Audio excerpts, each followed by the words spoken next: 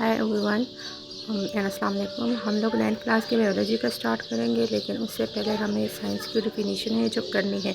अच्छा, आप लोगों ने थोड़ा सा मेरे साथ बेयर करना है। ये जो आसपास के परिंदों या आवाज़ें हैं बैकग्राउंड की, काइंड इसको इग्नोर करें एंड सॉरी फॉर दैट। सबसे पहले हम करेंगे साइंस से। साइंस में हमारे पास क्या होता है? Science is a systematic study of physical thing and natural world through observation, hypothesis and testing hypothesis and experiments. और दो वर्ड यहाँ पे यूज़ हुए हैं, दो टर्म। एक है सिस्टमेटिक। तो हम बायोलॉजी में क्या करते हैं, हमारी जितनी भी स्टडी होती है हम क्लास वाइज करते हैं, जिससे हमारे पास क्लासिफिकेशन है, एक सीक्वेंस में करते हैं। दूसरा है हमारे पास नेचुरल वर्ल्ड। और तो नेचुरल वर्ल्ड में क्या है? अच्छा, नेचुरल वर्ल्ड और फिज़िकल थिंग। तो हमारे पास बहुत सारी ऐसी चीज़ें हैं जो नेचुरल हैं, लेकिन फिर हमारे इंसानों ने भी उसमें कुछ ना कुछ जैसे किया हुआ है, तो वो फिज़िकल में आता है। और दूसरा हमारे पास है जैसे हाइब्रिड सीड्स होते हैं या इस तरह के जो जी स्पेशीज़ आते हैं हाइब्रिड, वो क्या है? नेचुरल चीज़ों को लेके ही इंसानों की बनाई हुई है। अच्छा, फर्दर हम अपने टॉपिक पे आते हैं, which is biology. Biology is a term of 2 Greek word से बना है, which is bio mean life and living thing, और logy mean study. Okay, biology जो है वो 2 ग्रीक वर्ड से डिराइव्ड हुआ है, जो मैं आपको पहले ही बता चुकी हूँ। फर्दर जो है फिर हमने क्या किया है, सो बेसिकली अगर हम एक पूरे सेंटेंस में बताना चाहें तो science biology is the study of life. ज़िंदगी में, दुनिया में हम जितनी भी चीज़ों के बारे में पढ़ते हैं, लिविंग ऑर्गेनिज्म स्पेशली, उसमें जो है हमारे पास डिफरेंट मेजर क्लासेस भी हैं, वो हम आगे पढ़ेंगे। उसकी सबकी स्टडी जो है वो हम करते हैं बायोलॉजी में। अच्छा, बायोलॉजी को जो है वो फर्दर 3 मेजर ब्रांच में डिवाइड किया गया है और फर्दर 16 ब्रांचेस में, मतलब 3 अलग ब्रांचेस हैं और फिर फर्दर 16 अलग ब्रांचेस हैं ना। वो 3 ब्रांचेस कौन कौन से हैं? वो 3 ब्रांचेस, सबसे फर्स्ट हमारे पास आता है बॉटनी, और सेकंड आता है हमारे पास ज़ूलॉजी, और थर्ड आता है हमारे पास माइक्रोबायोलॉजी। सॉरी, मैं थोड़ा जल्दी इसलिए वॉइस ओवर कर रही हूँ क्योंकि फिर वीडियो बहुत बड़ी लंबी हो जाएगी। ओके, फर्स्ट है हमारे पास बॉटनी। तो बॉटनी में हम जितने भी प्लांट्स होते हैं उसकी स्टडी करते हैं, चाहे वो बड़े हैं, चाहे वो छोटे हैं, चाहे वो हर्ब है, शर्ब है, या हमारे पास ग्रासेस है, जो भी है।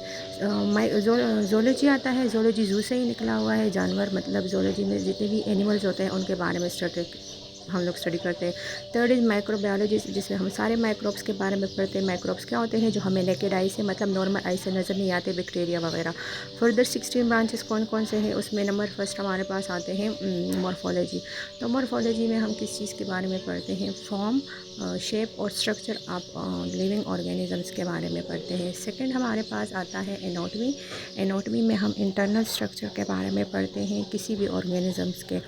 फिर आता है हमारे पास हिस्टोलॉजी। हिस्टोलॉजी में हम क्या करते हैं? हिस्टोलॉजी में हम स्टडी करते हैं जितने भी कंपोजिशंस होती हैं या फिर फंक्शंस होते हैं, स्ट्रक्चर्स होती हैं किस चीज़ की, जितने भी लिविंग ऑर्गेनिज्म हैं, चाहे वो प्लांट है या फिर एनिमल्स हैं, उनके टिश्यूज़ की।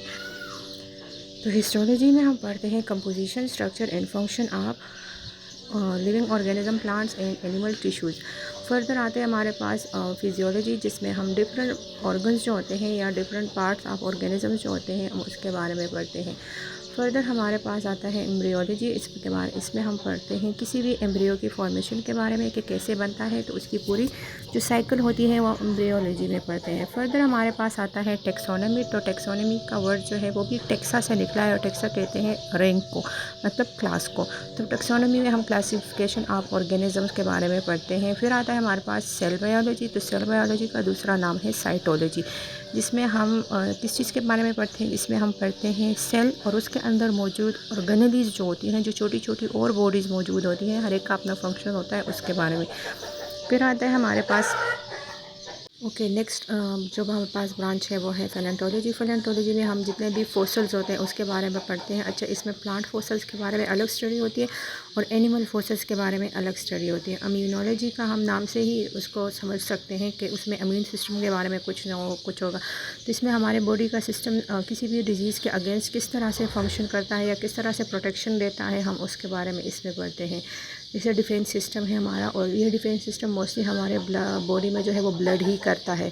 फिर आता है एंटोमोलॉजी। तो एंटोमोलॉजी में स्टडी ऑफ इंसेक्ट्स होते हैं, जितने भी कीड़े मकोड़े होते हैं। फर्दर है बायोटेक्नोलॉजी। तो बायोटेक्नोलॉजी में हम बायो लाइफ और टेक्नोलॉजी में जितनी भी हमारे पास टेक्नोलॉजीज़ होती है, मशीनरी वगैरह होती हैं, जैसे लैब में होती है, तो कोई भी टेक्नोलॉजी जिसको ह्यूमैनिटी के लिए या लिविंग थिंग के और वेलफेयर के लिए यूज़ करते हैं, वो सारे बायोटेक्नोलॉजी में आता है। पैरासाइटोलॉजी, जिसमें हम स्टडी ऑफ पैरासाइट करते हैं, जितने भी पैरासाइट्स होते हैं जैसे अर्थवर्म वगैरह होते हैं, उसके बारे में पढ़ते हैं। फार्माकोलॉजी में मेडिसिन के बारे में, ड्रग के बारे में पढ़ते हैं, किस तरह से वो डिराइव किया जाता है, कैसे वो बनाया जाता है, ड्रग से मेडिसिन बनाया जाता है, फिर उसके साइड इफ़ेक्ट्स क्या होते हैं, उसके पॉजिटिव इम्पैक्ट्स क्या होते हैं। इन्वायरमेंटल बायोलॉजी में हम पढ़ते हैं कि जितने भी इंटर रिलेशनशिप होता है किसी भी लिविंग ऑर्गेनिजम्स का अपने इर्द गिर्द के इन्वायरमेंट के साथ, माहौल के साथ, ये हम पढ़ते हैं इन्वायरमेंटल बायोलॉजी। का सोशल बायोलॉजी है, जिसमें हम जिस एनिमल्स का सोशल बिहेवियर कैसे होता है, किस तरह से, जैसे हम डोमेस्टिक एनिमल्स जो घर में रखते हैं, या फिर वैसे ही कहीं पे किसी एनिमल्स का और लोगों का आपस में क्या इन्वायरमेंट, इन सब का क्या किस तरह से होता है। जेनेटिक्स, जितने भी मतलब करेक्टरिस्टिक होते हैं, खसूसियात होते हैं जो माँ बाप से बच्चों में आते हैं, वो हम जेनेटिक्स में पढ़ते हैं।